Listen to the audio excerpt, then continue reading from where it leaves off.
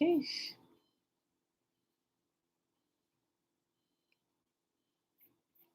Okay. I hate when it does that. Okay.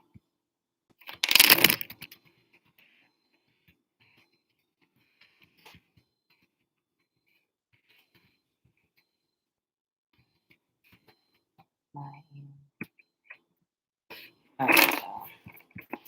All right. Happy Thursday. It is July the 22nd, 2021, day 213 of year 3 of reading through the books of the law and the prophets under the 3-year consecutive day count, day 882. Guys, today we're reading Jeremiah 19, 20, and 21. And we're going to pick up in Fossilized Customs where we left off at yesterday on page 251. So let's go ahead and get started with the Shema. Remember, the Shema is found in Deuteronomy chapter 6. And we start at verse 3. Remember, read the whole full entire chapter for its full context. People, hear, therefore, O Israel, and observe to do it, that it may be well with you, and that you may increase mightily, as Yahuwah, the Elohim of our fathers, has promised us, in a land that flows with milk and honey. Hear, O Israel, Yahuwah, our mighty one, he is one.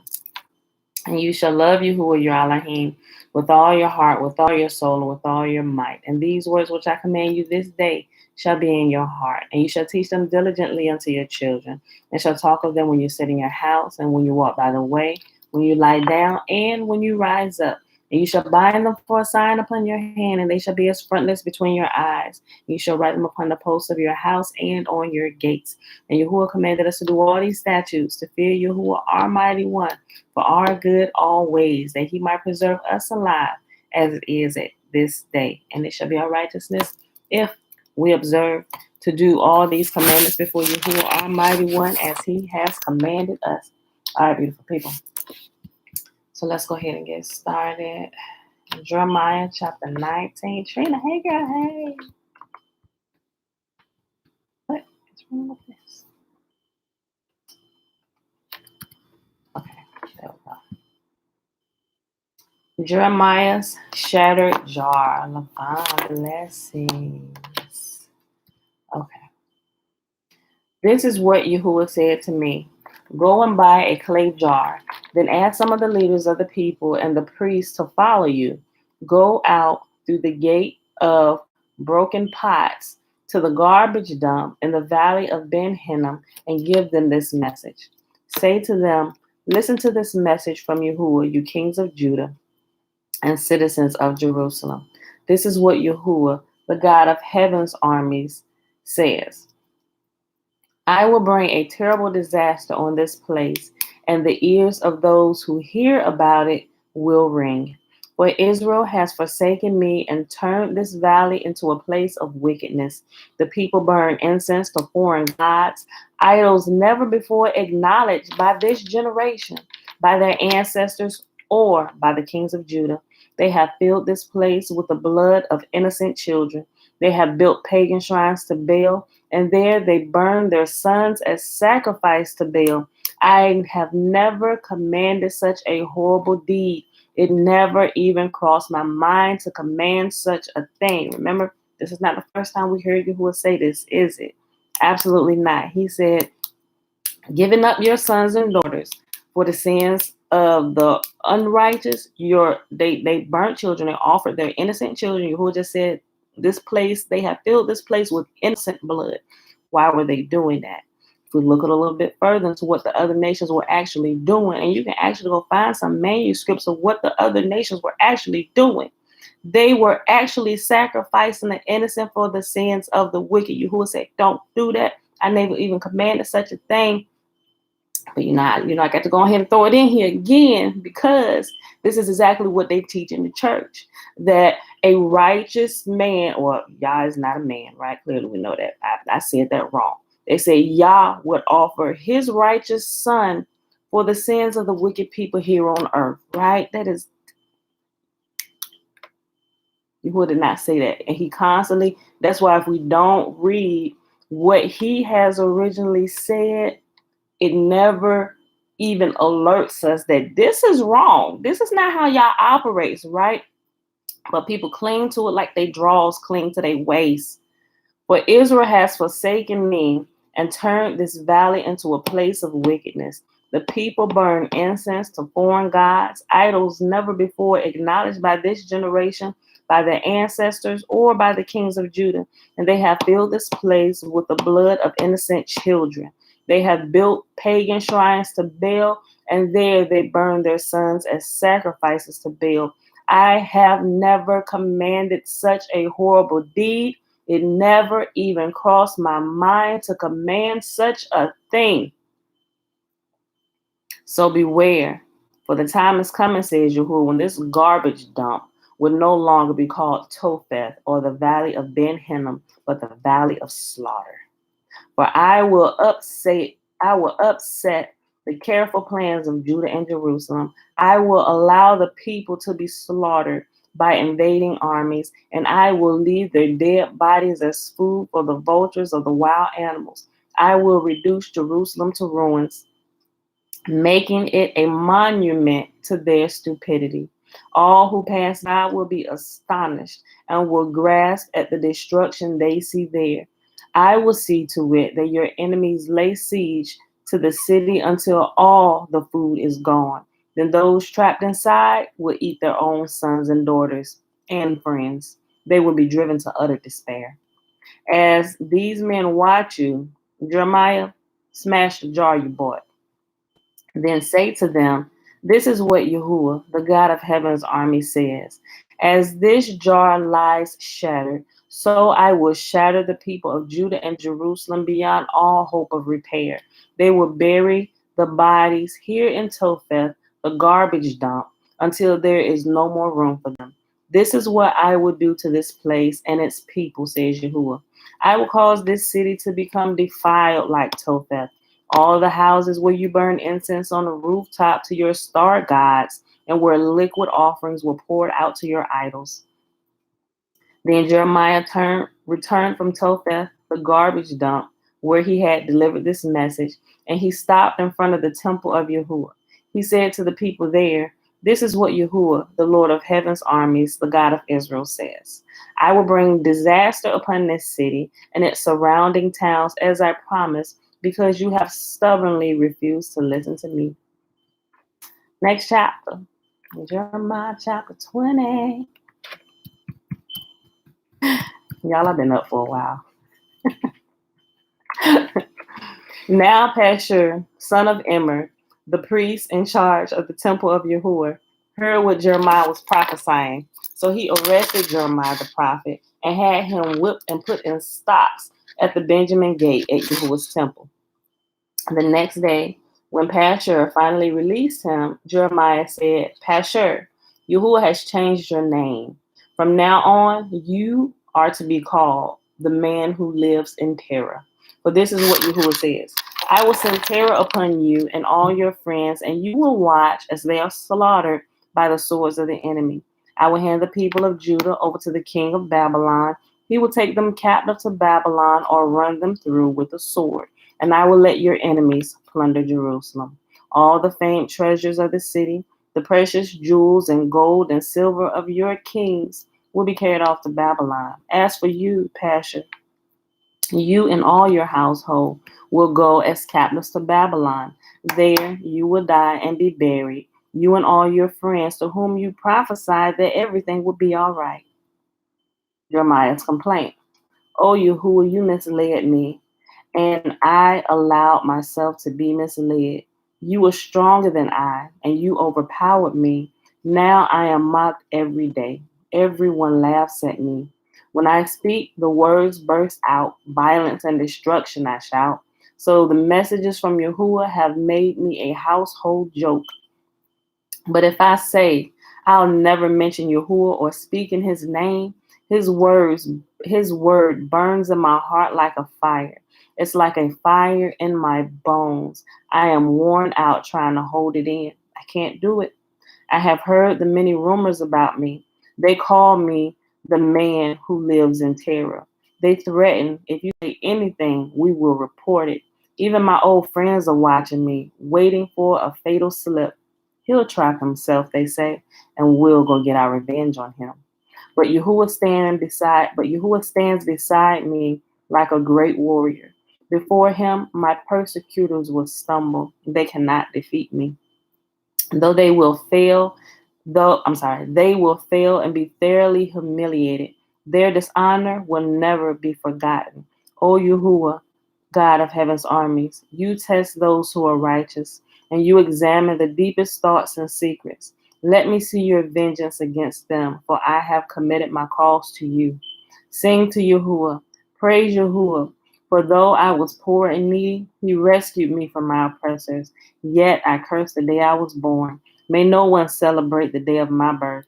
I curse the messenger who told my father, good news, you have a son. Let him be destroyed like the cities of old that Yahuwah overthrew without mercy. Terrify him all day long with battle shouts because he did not kill me at birth. Oh, that I had died in my mother's womb, that her body had been my grave. Why was I ever born? My entire life has been filled with trouble, sorrow, and shame. Last chapter for the day, y'all. Jeremiah chapter 21. It's pretty fast, huh? Maybe just gonna add my love stories. Jeremiah chapter 21. No deliverance from Babylon. Yahuwah spoke through Jeremiah when King Zedekiah sent Pashur, son of Malchijah, and Zephaniah, son of Manasseh, the priest, to speak with him. They begged Jeremiah, please speak to Yahuwah for us and ask him to help us. King Nebuchadnezzar of Babylon is attacking Judah. Perhaps Yahuwah will be gracious and do a mighty miracle as he has done in the past. Perhaps he will force Nebuchadnezzar to withdraw his armies. Jeremiah replied, go back to King Zedekiah and tell him, this is what Yahuwah, the God of Israel, says. I will make your weapons useless against the king of Babylon and the Babylonians who are outside your walls attacking you. In fact, I will bring your enemies right to the heart of this city.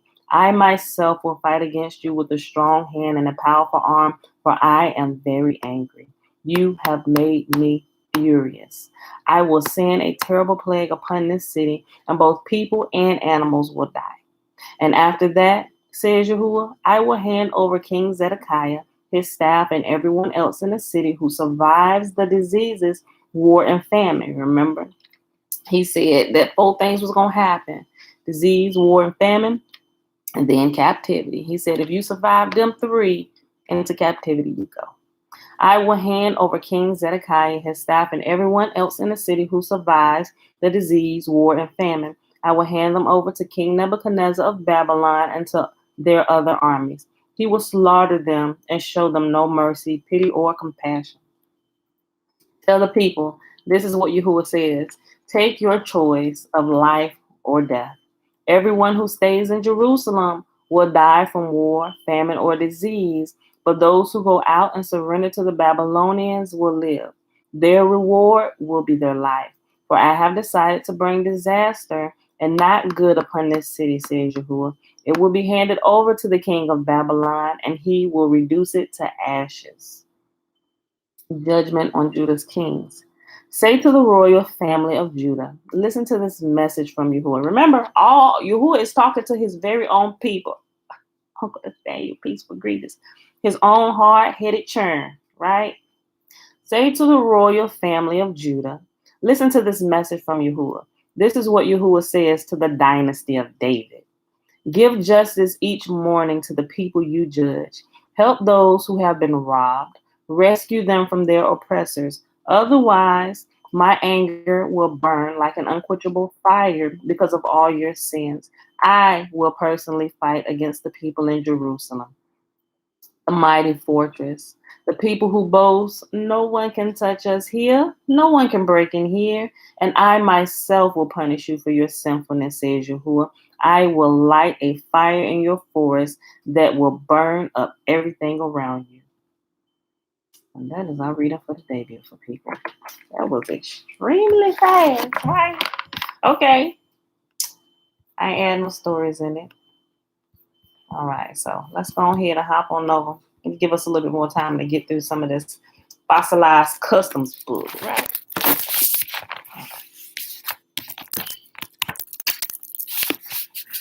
All right, y'all.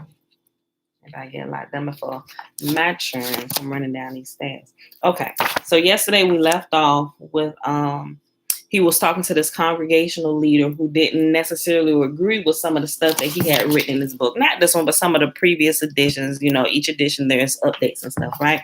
So he put this conversation in here, and we left off with we finished the first thing he asked him, or his first disagreement, and how he responded to him. So here's a second thing. It says congregational leader. Number 2, he does not believe. So the congregational leader is trying to point out what clearly I just said. He's trying to point out things that he says Lou is kind of taken out of context and what he doesn't agree with, which clearly goes against what he's been teaching in the church, right? Okay, so this is the second thing the congregational leader said. He does not believe in tithe and states it is a social decision and not a biblical commandment. Page, and he put the reference in Lou's book on that edition he was using, and at that time it was on page 89. And this is Lou's response to him. Anyone who has read Fossilized Customs can see that it is scriptural to tithe. The only controversy is who is to be the recipient of it. Yahusha was not supported by a tithe, but rather by those who were in the office of giving, women of means. And you can find that in Luke chapter 8, verses 3, and Mark chapter 15, verses 41. It is important to support Yahusha's work in the world by those who have the means. Miriam of Magdala was one of these women. The tithe is for the support of the widow, the fatherless, lame, hungry, and any who are in temporary or permanent need of support. Given to the poor is lending to Yahuwah, Proverbs 19:17, James 1:27, and Acts 10:4. And I definitely agree with that. Shalom, Mom. Because a lot of times what we'll notice, and this may not be in every church, right? It may not be in every church. I have been in some who does it appropriately, and I've been in some who don't do it quite so right? Okay, so the ones, I've been in a church where they actually take the tithes and the offerings, and granted, they take some of it and pay the church bills and stuff, right? But technically, all of that should go to who designated that money goes to, right? But first, what they seem to do, they pay all their church bills, all their church overhead, and then they'll begin to divide it up into the different ministries and stuff. And sometimes that money doesn't necessarily get to the people who need it, but it goes to the people working in the ministry, or goes to the resources to get them to travel around. And then when the people show up, they just doing a bunch of talking, right? And I'm just like, all this money that was just taken up, y'all literally squandered it all, and y'all showing up with y'all face and y'all words. How is that helping these people? Especially if they hungry. They can't eat your words. I mean, you can take wisdom and apply it, but if people are hungry and their stomachs are rumbling, you need to satisfy that first. Give them something to eat. Then they'll be more apt to listen to what you're saying while you're running your mouth, right? So if the people are hungry, and people get that backwards sometimes, oh, come listen. No, how about you set up something and invite the people to eat, and not to come listen to you flap your gums, right? Meet the need, right? And then when people see that you actually care, you see that we don't have a place to stay, and you provided shelter or whatever. And most churches, not all of them, right? So Chatina, hey girl, hey. Not all of them, but some will actually set up things, and they get houses, and they set up shelters and stuff, and they let the community know about it. And I think that's the proper way to do it. But some people that's just raking in money and not doing anything in the community, helping people, they just padding their pockets and traveling and teaching, and they're talking about it, but not actually being about it. Those are the ones that I take major issue with. I just, you know what, I'm just steer clear from them, right? So if you want to get out there and help, or even during a holiday season or whatever, because, you know, people are in need of things, you know. I do believe some of the churches, they're doing a good thing, right? By actually getting out there in a community, spending time, and pulling together resources and making connections for different people, so they can actually have these things, not just padding your pockets, looking nice so we can travel and talk to you. Don't nobody want that crap. Ain't nobody got time for that. Help us with some resources, right? Okay. So I agree with Lou on this. Like, this is what this is supposed to be used for, right? This is what this is supposed to be used for. Okay. But also, some people may bring the argument, well, it is for the priest. Yeah, it was for the priest, right? Because Yahuwah said what the people gave, it was the priest's portion, right? Because the priests are Levites, but the Levites, their portion was Yahuwah. So whatever the people gave to Yah in return gave it back to the priest. But as a general rule, it wasn't just the priests who were supposed to be out here making sure people were okay. That was actually the job of everybody, right? It wasn't just the job of the priest to make sure those who were hungry or whatever. That was a job of everybody in Israel, because Yahuwah, he takes issue with it when we don't, especially if those people who are in need are in our own family. If the people, widows, the fatherless, all those, if they have actual living family, that responsibility falls on the actual blood family, right? And there to take care of them. But then if they have no blood family, then that responsibility passes on to the other brothers and sisters that may not directly be related. Then this family picks up the slack and helps out where it is needed, right? So it's a proper order, right? Okay. Let's see. The tithe is for the support of the widow, fatherless, lame, hungry, and any who are in temporary or permanent need of support. Given to the poor is lending to Yahuwah. Proverbs 19:17, James 1:27, Acts chapter 10:4. There are many examples in fossilized customs supporting the tithe, but I also cite several scriptures which expose how the sheep will be fleeced for gain.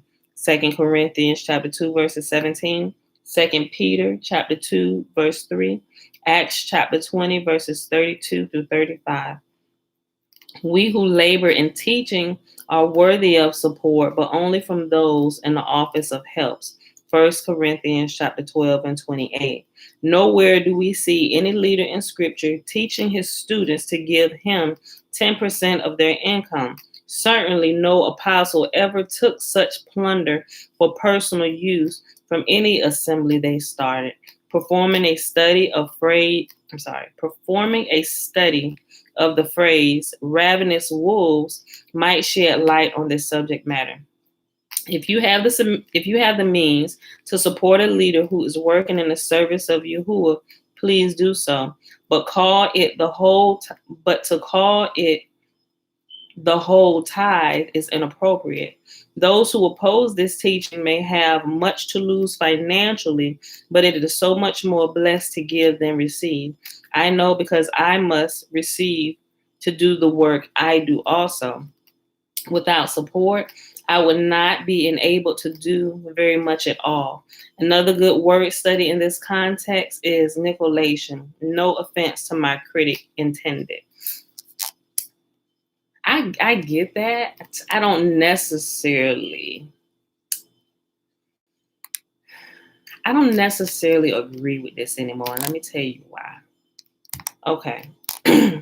Okay, so even although I got some issues with some of the things that Paul talked about, right? Since everybody's familiar with Paul, right? They did everything without the help of people giving them alms or money for them to do their work, right? They had their own thing. They work with their own hands, right? They even talk about it. They work with their own hands so that they would be able to provide their own way, right? And a lot of times the people who you are going to teach or to preach to, a lot of times, they may be middle class, but that's not people you should be extracting payment from, right? They need something from you. Granted, I know people say, well, you teach and you do you. They should be. I get the theory in that. If you grew up in a church and you learn that, But you should have more to offer than just your words, right? Because how do we know that your words is working for you if you come into us, the ones who need to be taught by you, if you come into us for money for you to sustain your life, right? It's common sense to stand back, right?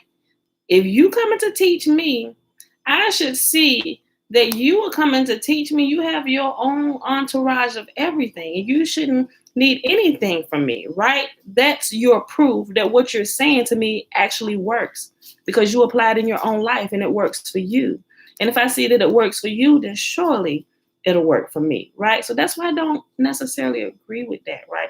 That people, like I said, to each his own. If that's where you at, okay. I used to be there. I really believe that until it's like, so you get some business of your own, right? It's like, wait a minute, I have my health and strength. You who has blessed us with talents and stuff. We can take care of ourselves, right? But you also should use common sense and wisdom not to create unnecessary bills for yourself, right? Some people may not need a church, right? But if you go buying a church and all this, and I get it, build it and the people will come, right? People are always trying to find some place to flop to, right? But in the information age, you don't necessarily need it. Not saying that you don't need to gather with people, because you actually need to touch flesh and blood sometime, face to face. I'm not saying do away with all of that. But it's a lot of money that could be saved, and the message could get across way more efficient. And then if you get good enough, you can use graphics. This is something that can be recorded that the people can, they have access to it at any given time, right? They can save it, they can download it, they can use it as a study, they can pause it, they can rewatch it as many times. I don't know, I just think about it in a different way. Not saying the other way is wrong, because to each his own. But I think there's a more efficient way, and the more efficient way is not so taxing on the people who need your information, need your wisdom, right? Yahuwah don't ever charge us for anything. That's all I'm saying. Okay. Those who oppose this teaching may have much to lose financially, but it is so much more blessed to give than to receive. I know, he said right here, I know, because I must receive to do the work I do also. Without support, I would not be enabled to do very much at all. Another good word study in this context is nicolation. No offense to my critic intended. Okay, here's the third thing that the congregational leader said. He said, Lou believes ministers should not receive of tithes and offerings for their support. He believes ministers should get a job like everyone else and stop bilking the people out of their money. I believe that too, right? Or at least not go work for somebody. If you start off working for somebody, as you develop your understanding and your skill set, start your own business, and you can create your time and you can get that up and running. You can pull yourself from it while business is running. You can let your dollars begin to work for you, and no longer exchanging time for money. Like that's how it goes. You start off exchanging your time for money. I got to work to do this, and as you grow, you get wisdom. Now you learn how to have your money become your employees. Now your money works for you, where you can move yourself away. You can kind of oversee the operation and just do some. That's investor, right? Business owner, investor. So now you have more time. When you use wisdom and apply it, you gain your time back, which is your most precious commodity, because you only get a limited supply of that, right? But the money is unlimited, and you learn how to work that. You can redeem your time to where you can do those things you really want. And if your love is to teach the truth, you can teach the truth without money from anybody, right? Because that basic survival need, money, shelter, food, clothing, that need, you got that taken care of. Now you can take your time and actually enjoy what you do and teach people, not charge them a dime, right? Shoot. Well, I'll tell you, that's how you do it. I agree. I agree. I'll read this again. He believes ministers should not receive of tithes and offerings for their support. He believes ministers should get a job like everyone else and stop bilking the people out of their money. And this was Lou's response. Did Kepha or did Peter have a job? Andrew, Peter, John did quite a bit of fishing, and not for sport. Paul was a maker of tents, and he mourned for the occasions he was supported by assemblies when he needed to impose on them. He surely didn't confuse this support with the tithe. He carried offerings of food to the saints in Jerusalem where there was a famine. You can read that in 1 Corinthians chapter 16 and 3 and Romans chapter 15, verses 26 and 27. The poor were foremost on the minds of these men, Galatians chapter 2 and 10. We are to be supported as elders in the body, and this is to do the work of the workmen. We must not become a burden on every person to the extent of taking 10% from everyone's wages. Those with the means will have it put on their hearts to invest in our work, and by doing so, share in the rewards. The Gentiles who reap spiritually from the people of Yahuwah were encouraged to share materially with them. Romans chapter 15, verses 26 and 27. Our brother's word offerings, and offerings is in the parentheses. Our brother's word offerings above was never a topic I taught against in the book. I still feel that we who serve the body should work in an auxiliary capacity to earn a living, since we are not Levites and exempt from having a livelihood. Each one of the body is of the priesthood of Melchizedek, and we are living stones of the temple of Yahuwah. We ain't gonna get into the priesthood of Melchizedek. We talked about that before, where you can actually just go find the video entitled, just type in Melchizedek under my channel, you'll find that video. Congregational leader, this is his fourth thing. He does not believe in gathering on the Sabbath or in fact ever needing to gather as believers. This is Lou's response. We worship Yahuwah by our obedience every day.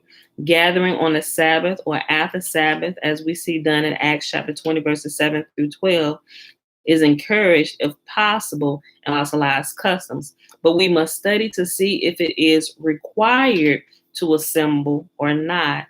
Reading Exodus chapter 16, 29 and 30, we know we must not leave our vicinity on the Sabbath. Wherever two or three are gathered in Yahuwah's name, wherever two or three are gathered in Yahuwah's name, he is present. In the Sabbath assemblies 2,000 years ago, a large amount of attendees were Gentiles so they could learn Torah. This has changed radically. There are no Gentiles attending synagogues, nor are the Christians reading the Torah in their assemblies.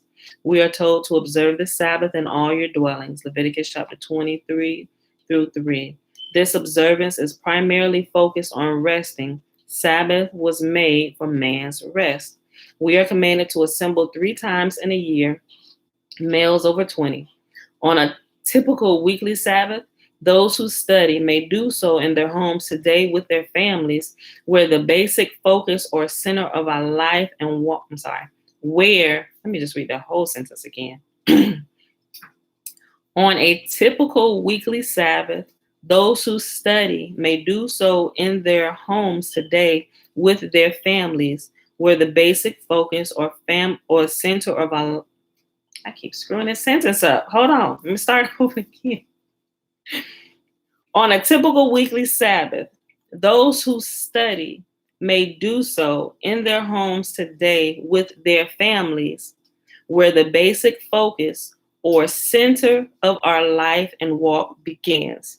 The family dwelling is the center, and the family structure is the model for teaching our offspring. We do not live to assemble, but we are to live to teach our children the Torah of Yahuwah. It is no one else's responsibility. And I think that's where we get it messed up a lot, because we go to church and we cart our children off and we push them in the children's church. I used to do that. I stopped doing that a long time ago when I realized what was happening. And I realized the teenagers that was being produced out of children's church. I'm like, what? Look. I ain't gonna say that. Let me keep reading. I was about to start with a story, but that might just be a little bit inappropriate. Okay. Hold on. We do not live to assemble, but we are to live to teach our children the Torah of Yahuwah. It's no one else's responsibility. When we assemble as adults, it is for edification, and each one is to have a turn at teaching, prophesying, interpreting, revelations, singing according to their gifts, in 1 Corinthians chapter 14 and 26. If we never gather together, the voice of Yahuwah cannot speak to the body. The spirit of prophecy is the testimony of Yahusha. Yahuwah. The spirit of prophecy is the testimony of Yahuwah. He is in us and teaches us through one another, even the least of us. If we come together and only one speaks, then we have gagged Yahuwah. Perhaps our brother misunderstood what I meant in the book. We're not obliged or commanded to assemble each and every Sabbath, as Catholicism has taught for centuries about their Sunday worship services called the Mass. If we choose to, we can sleep all day on a Sabbath and no wrong is done. Don't miss a Sunday. Definitely don't miss two. They can put an APB out on you. We just want to make sure you ain't backslid, sister. I'm tired. I ain't feel like getting on my bed today, right? And let you stop coming for a little while, then show back up. Did they treat you like you got the plague and about to pass it to everybody? Say she been out there sinning in the word. No telling what she done brought back with her. Oh, you a CNE Christian, Christmas and Easter Christian. Stay away from her. I seen her last week. And she wasn't in somewhere where Christians should go. Y'all know what I'm talking about. I read that. If we choose to, we can sleep all day on a Sabbath and no wrong is done. Leaders who insist otherwise may have an agenda to push, and their congregation should investigate what that may be. If a leader takes up a collection of money on the Sabbath, then they need to find where this behavior is seen in Scripture. We should not be carrying money around at all on the Sabbath. Even the beggars have to take this day off. Panhandle. Oh, it's a Sabbath. I'm going to my box today. That was wrong.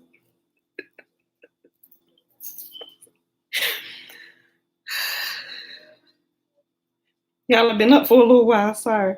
If a leader takes up a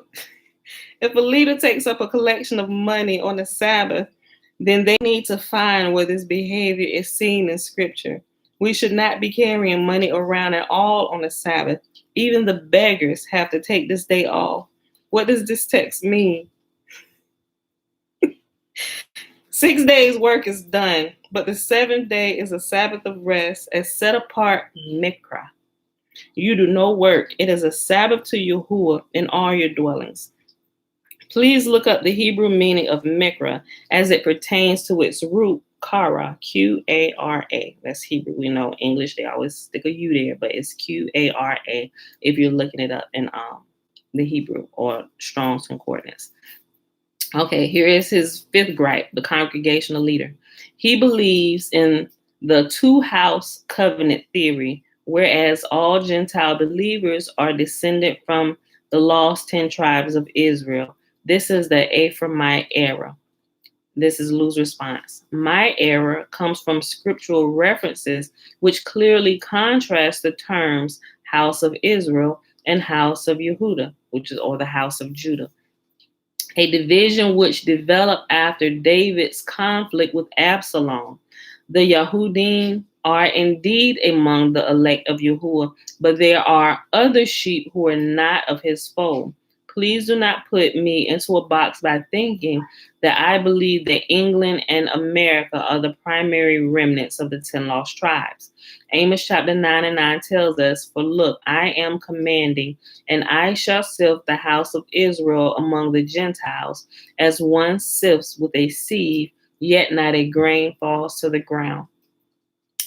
James 1 and 1 is addressed to the 12 tribes who are in the dispersion. Greetings. Jeremiah chapter 31 speaks of this Ephraimite era.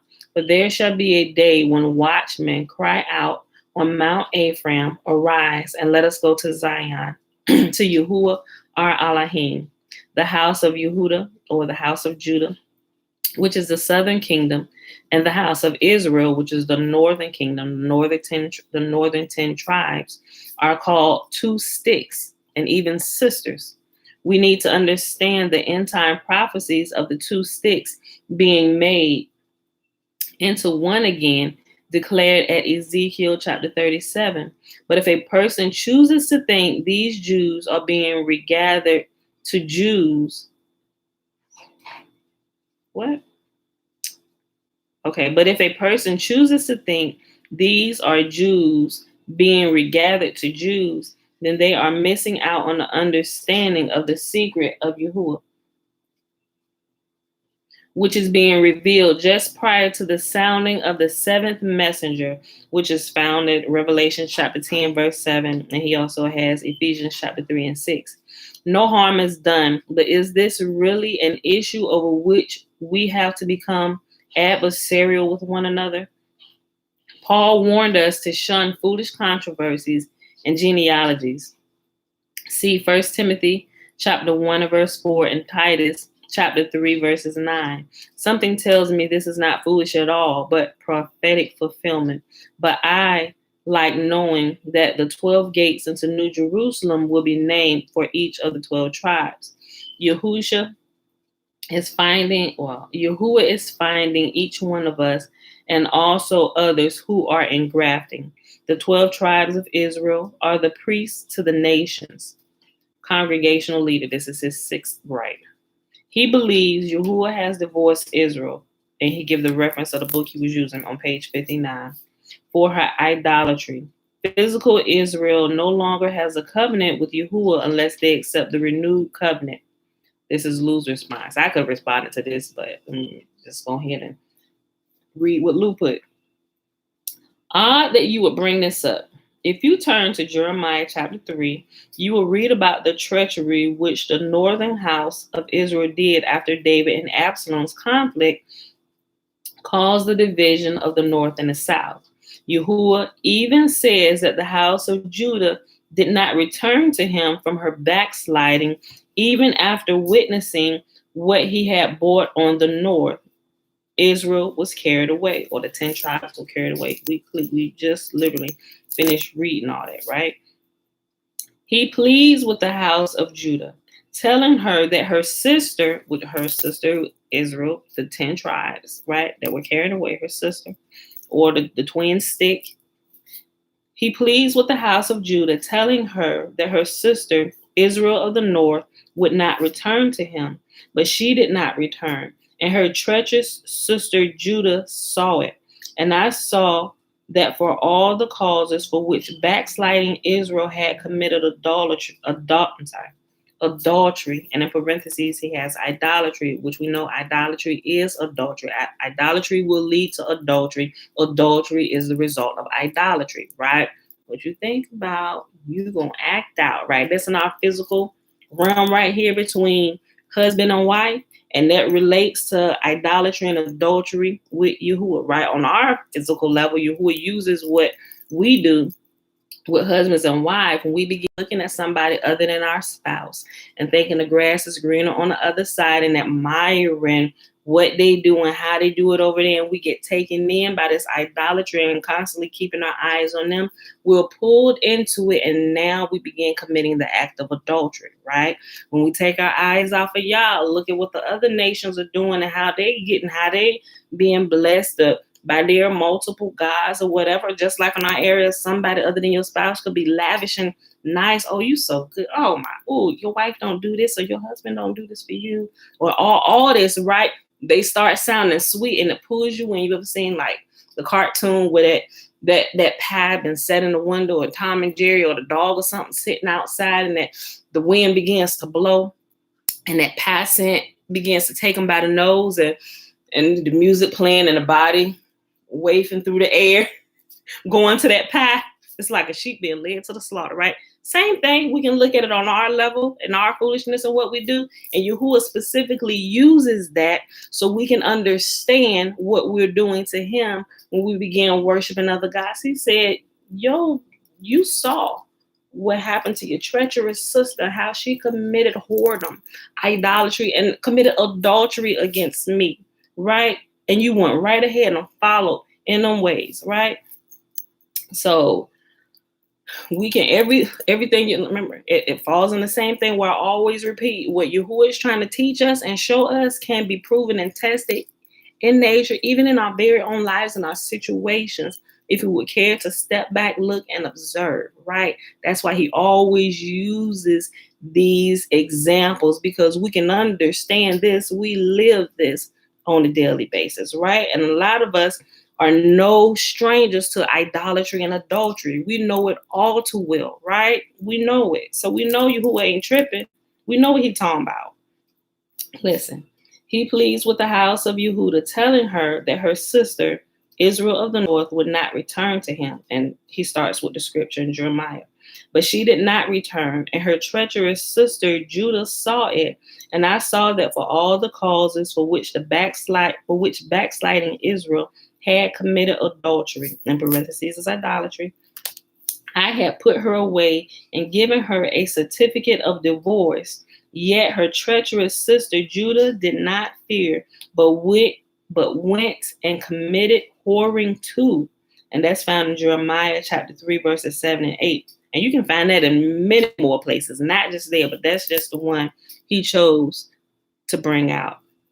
Okay, here's the congregational leader's seventh gripe. He uses his use of Paleo Hebrew is outlandish and ridiculous, as there are many uncertainties about original character, meaning, and pronunciation. He believes that using Paleo Hebrew for God and Yeshua is the only correct way of representing them. He says the use of God is pagan and the use of Jesus, Yeshua, is incorrect. And here's Lou's response. Yahuwah Elohim used Paleo Hebrew to write the Torah in the stone tablets, so I stand on my choice of characters with him. In fact, most of the prophets wrote in the archaic primary Hebrew. It was only during the Babylonian captivity that the Yahudim took the Babylonian Hebrew characters on. Belteshazzar needed Daniel to read this outlandish and ridiculous script, because the Babylonians knew nothing of it. Moses, Abraham, Enoch, David, Solomon, these men could not read modern Hebrew. They used that outlandish and ridiculous Paleo Hebrew script. The Great Scroll of Isaiah is a copy of the original and is on display in the shrine of the Book Museum in Jerusalem. The name is preserved in its original, outlandish and ridiculous. Every time he repeats it, he puts it in the what you call it, the not the parentheses, the what you call them? Y'all know what I'm talking about. That he referring to. That's what the guy, the congregational leader said. He said it was outlandish and ridiculous. So every time Lou repeats the outlandish and ridiculous, he puts it in the quotes. Hold on. The display. The Great Scroll of Isaiah is a copy of the original and on display in the shrine of the Book Museum in Jerusalem. The name is preserved in its original, outlandish and ridiculous Paleo Hebrew script, while the rest of the text is in modern Hebrew. The original is the Kodesh script. Remember, Kodesh means set apart, and must never be referred to in a profane or disrespectful manner. The letters, and here it has in parentheses 22, the letters 22 of both scripts have the same meanings and sounds with some exceptions. The words mean the same things too.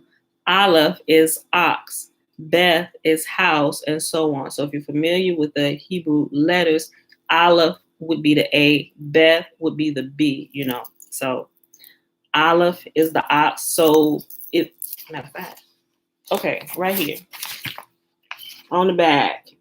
So in Paleo Hebrew, you wouldn't necessarily write out Aleph, right? You would actually use actually he don't have the pictures. There are some, I wish he had it up here. He tell you what the representation is. Sometimes they'll do this, sometimes they write the modern, sometimes they'll do the Aramaic, yeah.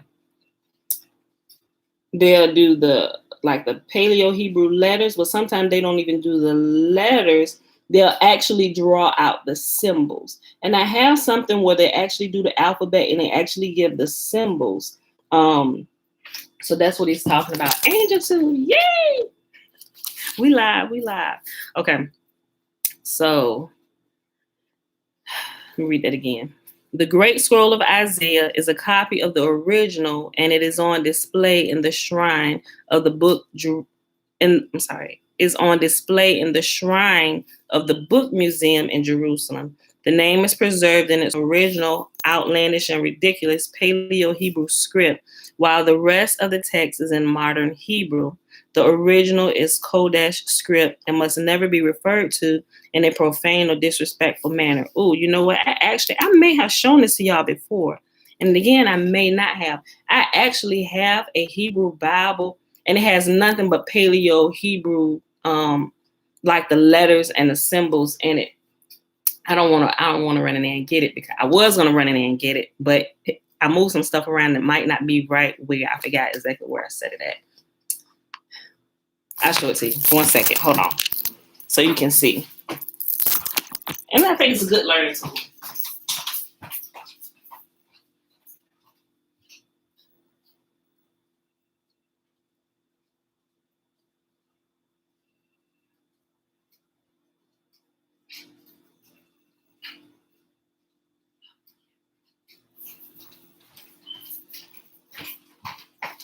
Yeah, I found it. Okay.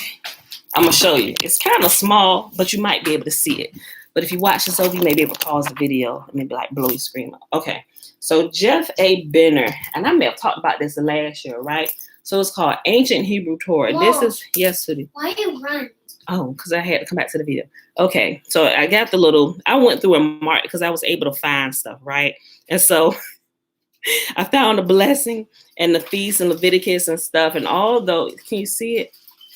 So the entire Bible actually has, it doesn't have, well, this is actually the Paleo Hebrew symbols, right? So it doesn't actually have the letters. So if you're more familiar with the letters and you don't know the actual symbols like the ox and stuff, this is, you won't be able to read this because the entire book is in the Paleo Hebrew symbol letters, right? So you can see all of it.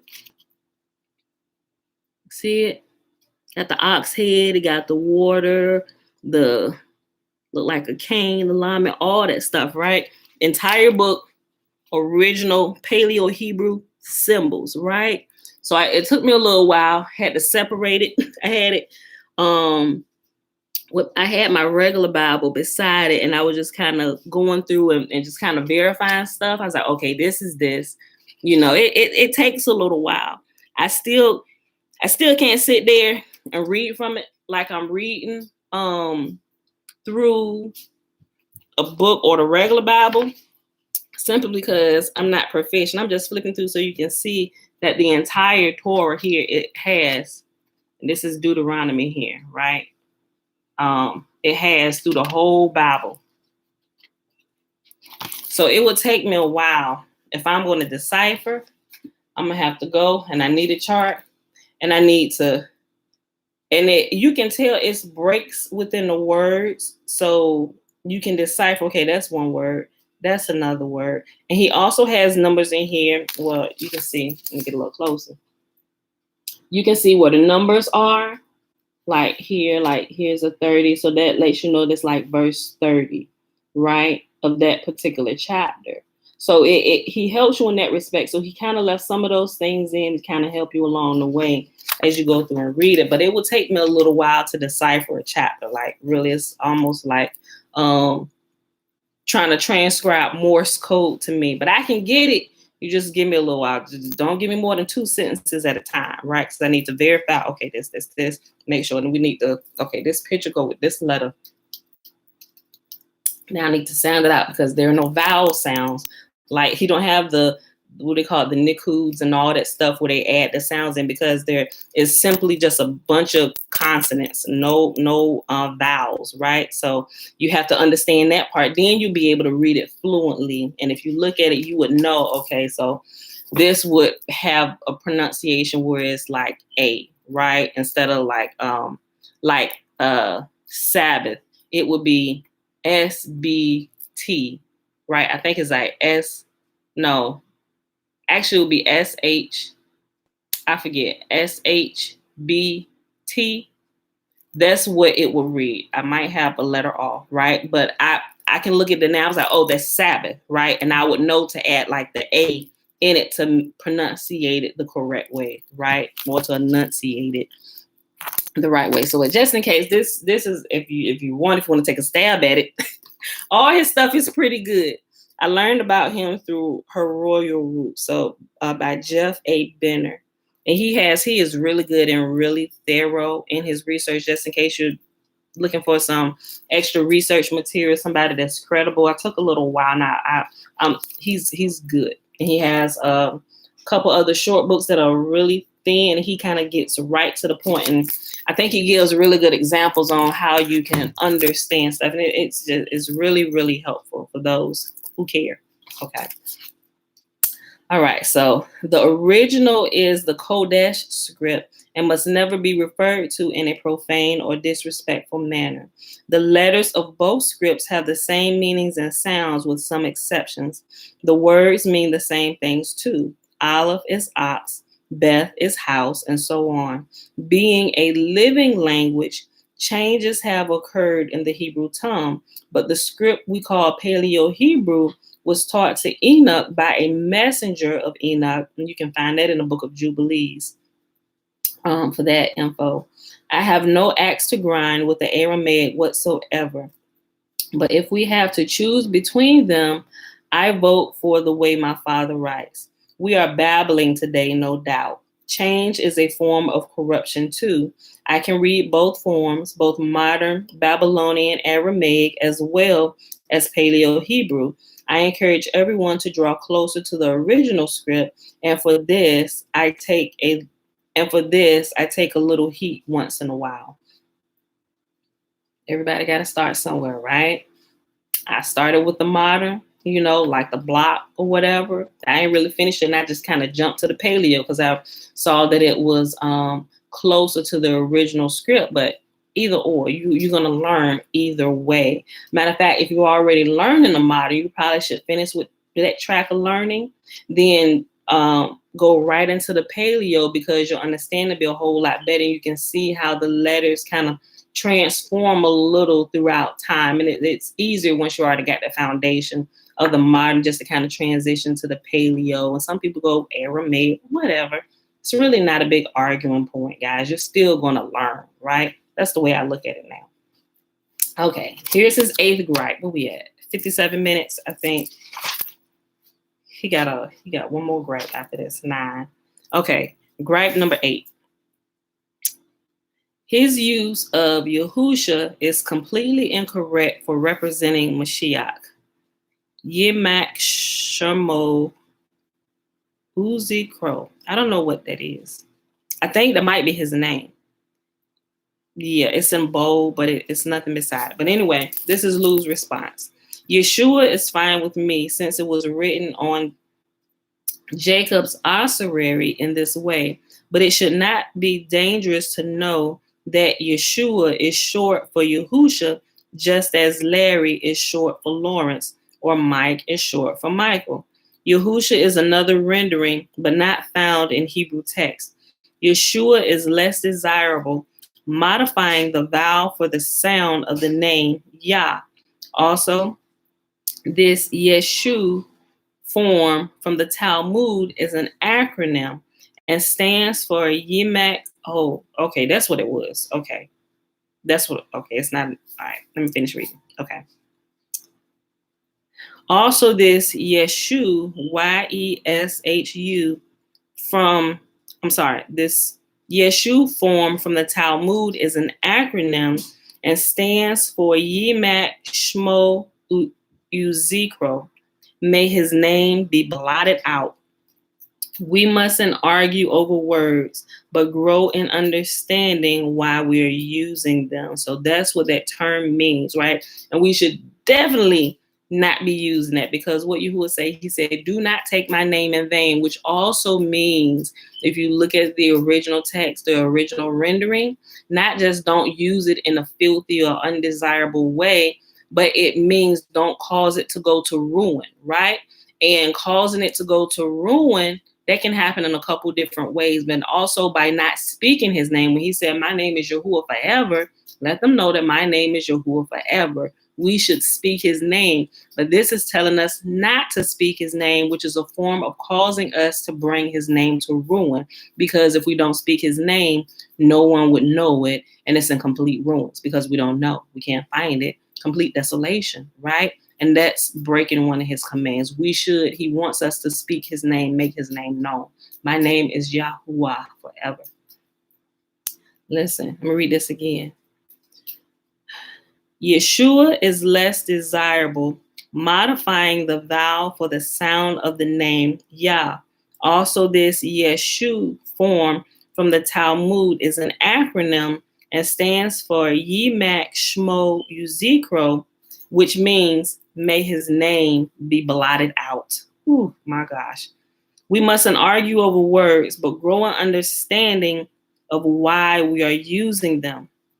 If a person wants to dig into it a little, the Greek text at Acts chapter 7 and Hebrews chapter 4 will reveal the fact that Joshua and Jesus have the same underlying Greek letters, and scholars deduce the two men have identical spellings in Hebrew. Greek is an intermediate language, and we know Yeshua did not have a Greek name, nor did he ever hear Jesus on his eardrums. Joshua is spelled Yod He Ua Shin Ayin in Hebrew. If you notice the spelling of Yehuda, the first three letters also match this name, as well as the first three letters in Yahuwah, Yod He Ua He. If the proper way to say Yod He Ua Shin Ayin is not Yahusha, then I'm all ears to learn a better way. Scripture uses three variations for the name. Yahusha is used 216 times, Yahushua is used 2 times, and Yeshua is used 1 time. The diminutive or shortened form for a name is called a hypochorisma. Yeah, hypochorisma. And he actually shows it here with this chart right up here. So I'll hold it up. It always looks blurry to me on Facebook. I'm trying to look and see. Okay. Right here. I'm trying to fit the whole thing in the screen for Facebook. I know YouTube can see it. Okay.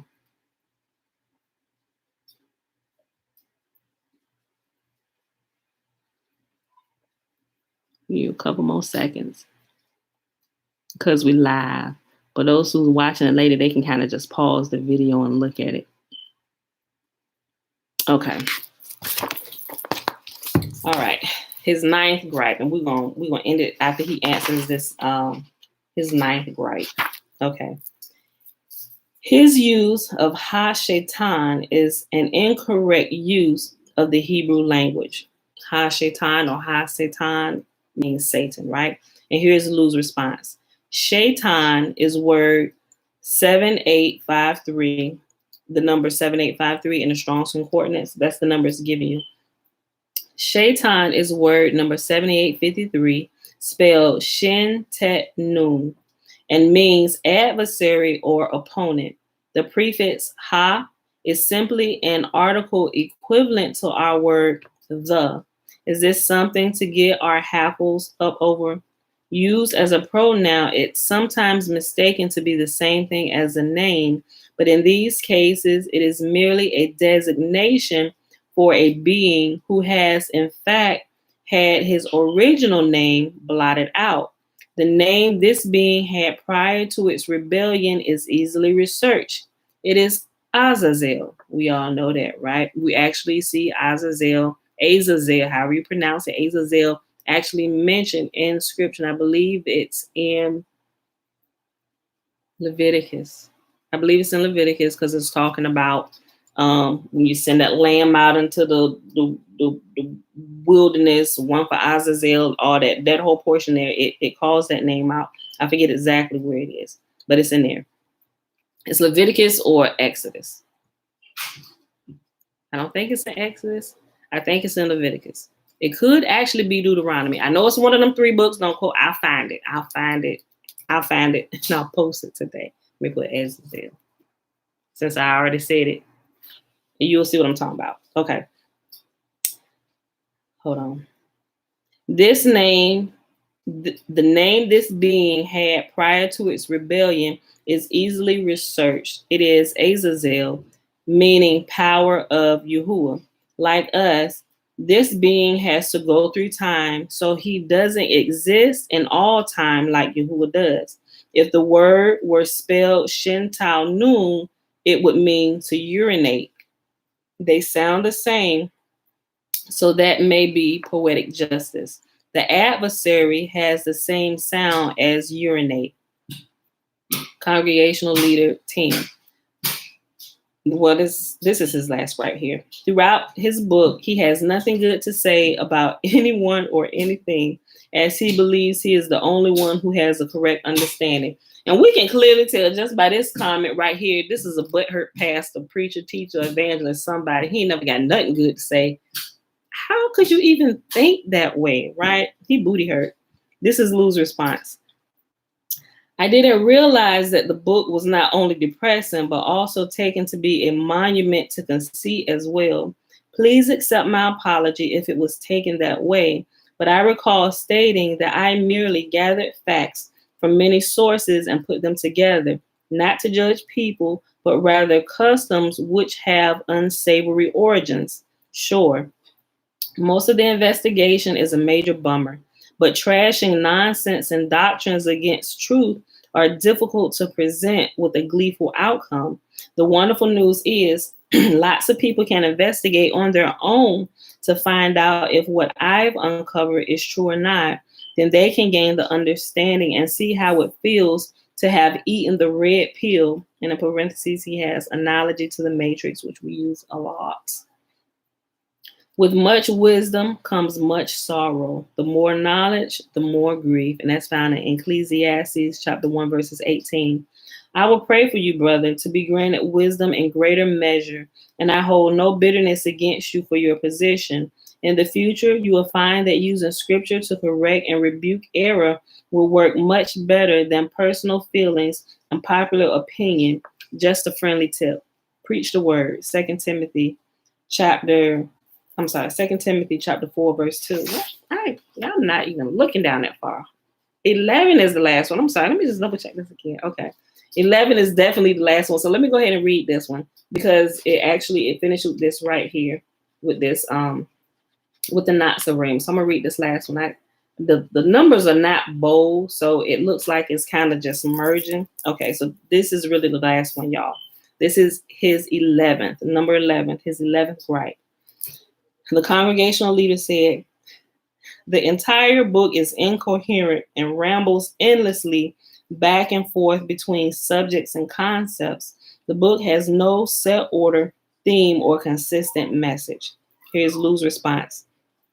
The tapestry I chose to unravel is connected to many disciplines of knowledge, and what you said about the rambling back and forth is quite true. But it is also true of the writings of Brother Paul. Reading Fossilized Customs is not for entertainment. Many who have read it tell me they begin to see more and more with their second and third reading. If this doesn't make sense to you, then read it again and again until the consistent message appears to you. Below, our brother rightly describes the contents of Fossilized Customs, calling them abhorrent. I could not agree more. The deceptions that have been perpetrated upon all mankind are described more concisely by the messenger's words recorded by Brother John. Babel the Great is fallen, and has become a dwelling place of demons, a haunt for every unclean spirit, and a haunt for every unclean and hated bird, because all the nations have drunk the wine of the wrath of her whoring, and the sovereigns of the earth have committed whoring with her, and the merchants of the earth have become rich through the power of her riotous living. And that's found in Revelation chapter 18, verses 2 and 3. If my worst sin is writing the book Fossilized Customs, exposing the deceptions and showing the truth, then I am indeed relieved. The trouble is, I think I'm guilty of much worse. I was doomed at one time without knowledge of Yahuwah and his love for me and all his chosen ones. As I reflect back, when I could not understand scripture, I could have been guilty of I could be guilty of having the same opinion of it as you said of Fossilized Customs. The entire book is incoherent and rambles endlessly back and forth between subjects and concepts. The book has no set order, theme, or consistent message. Congregational leader. As a result of these things, I feel it is inappropriate to be promoting a man with such deviant and unscriptural ideas. I think it would be in proper order to print a retraction in your next issue and warn people against this man and his book. I have had to deal with this book numerous times as a number of people have been led astray by its abhorrent contents.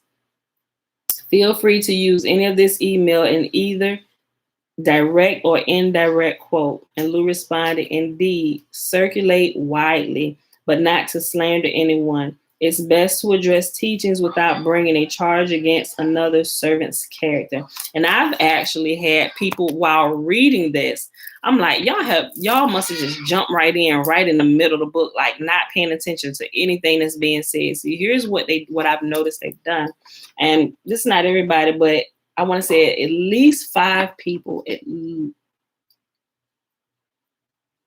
at least 5 people, 5 different people specifically have inboxed me about this book. Have you researched this man and seen, and you see what kind of shop he works in? I'm like, yes, I've seen all that. I said, but did you watch this video about the guy that went in with a hidden camera into his shop? And I was like, yeah, I saw that. I said, y'all are missing the whole point of what he's saying, right? And it's like they're not looking at truth. They're trying to point out everything else that is completely wrong. And because at that time he was working in a shop where it had like different type of masks, like Halloween, not necessarily Halloween, because it wasn't a Halloween shop he was working in. It was more like a holistic shop, but it wasn't his shop, right? It was his friend's shop.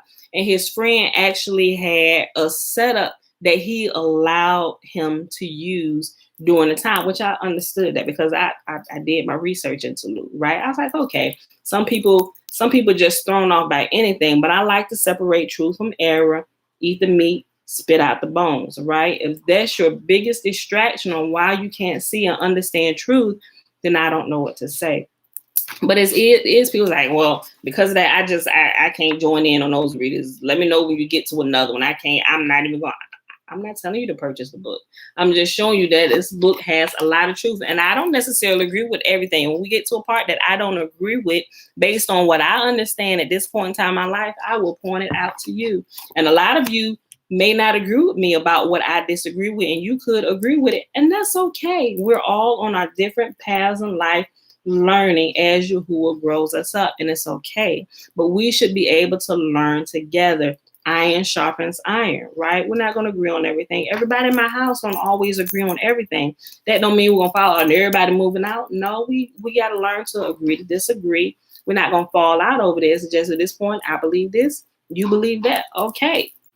We'll say that right there because that's a sensitive issue for us, and we don't want to fall out with one another over this because we don't see eye to eye just yet. Okay, we'll show that for the time being. We can come back to it later. Let's get on with what we can agree with. We agree that Yahuwah is one God and he is one God alone. And he is the God that we all in this house worship. Okay, we can move with this, right? They had these arguments all the time, all through scripture, right? Even all through the New Testament. Pharisees and the Sadducees. And you got the brothers falling out with Paul and Silas and what is it? Name start with a B. Barnabas, you know, all it's the same thing. They've always had the same issue. Somebody don't agree with something on this, and we're gonna go over here and start our own ministry because we don't quite believe. Okay, we don't really have to do that, right?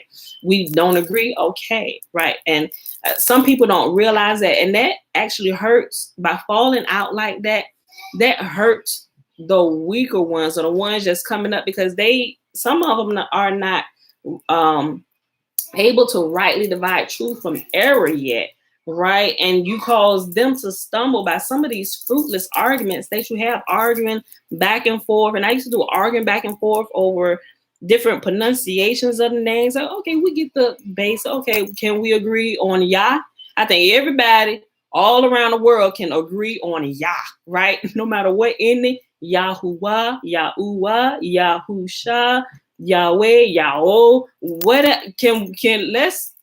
can we agree on? Yah, Y-A-H. Okay, well, let's just use Yah. We all agree on Yah. Ain't nobody gonna fall out over Yah. That's his name, right? That's the basis of his name. Yah. Okay, then let's walk. Everybody, Yah, right? You gotta find ways to kill fruitless arguments, right? Shalom, Joy. I am on Instagram, but my videos are too long. Even with the new thing they did, we can watch IGTV. They're too long to actually put all up there. I tried a couple times, maybe kind of shorten it, but I'm just like, I can't really. You know, it's just too long. So if people want to watch, and they come to YouTube or go to Facebook or whatever, you know. Unknown. How come you never expose Truth Unveiled?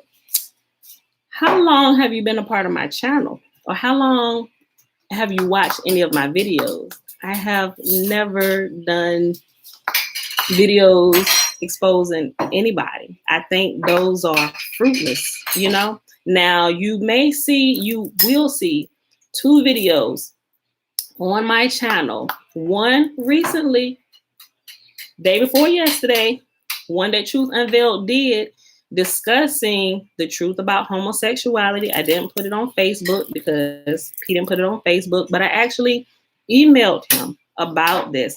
Didn't get a response from him. He actually he turned off his comments, so I decided to share with him some information that I think was lacking in his video. Now, I'm not sure how many people actually watched his 3.5-hour video on that, right? And I'm sure this is what you're talking about, because I think it was you who made a comment on that video. Actually, think you about called his subscribers, for lack of a better word, brain dead, but your comment was deleted. If you didn't delete it, somebody reported it, because I didn't delete it. And the only reason why I saw it is because it popped up in my notifications, and I could still read your message, even if you delete it or somebody else deletes it. But I'm not in a habit of exposing people. I'm in a habit of exposing lies and uncovering the truth, not calling people names or beating them down, but I'm in a habit of sharing information that they might be lacking. So I hope that answers your question. He said the whole video was a satanic lie. He's trying to extinct human beings, Yah's creation. I get it, Unknown. I get what you're saying. Here's my thoughts on that, right? Okay, just kind of bring Kathy, hey girl, hey, good morning. Just kind of bring y'all up to speed, because y'all can see his comments. Joy, the IG name is actually our family account. So look for Murphy Tribe, and you'll find us there. And if you look at it, you will see pictures, and you'll notice us. Here's what I feel about it, right? And you're just to bring everybody up to speed. Unknown said that whole video was a satanic lie. He's trying to extinct human beings, Yah's creation. Okay, I see your point, but listen to what I'm saying. Hold on, let me write my page over here. Will we pause? 56. Hold on. Matter of fact, hold on. Let me. I'm about to answer this, but let me end this for those who have to go to work. So we're gonna do the blessing real quick. Then pause. You stay right there. I'm gonna answer your question. Guys, let's close this out today. If you want to stay, listen to my response, you can, but let me close this out. I want to be respectful of your time. Okay, so today it is Thursday, July the 22nd, 2021. Day 213 of year 3 of reading through the books of the law and the prophets, and of the 3-year consecutive day count, day 882. We read Jeremiah 19, 20, and 21, and we read Fossilized Customs, page 251 to page 256. All right, so let's go ahead and hop on over here to the blessing. The blessing is found in Numbers. All right. The blessing is found in Numbers chapter 6, verses 22 through 27. Remember, the first 21 verses is the Nazarite vow. And Yahuwah spake unto Moses, saying, Speak unto Aaron and unto his sons, saying, On this wise ye shall bless the children of Israel, saying unto them, May Yahuwah bless us and keep us. May Yahuwah make his face to shine upon us and be gracious unto us. May Yahuwah lift up his countenance upon us and give us peace. And they shall put my name upon the children of Israel, and I will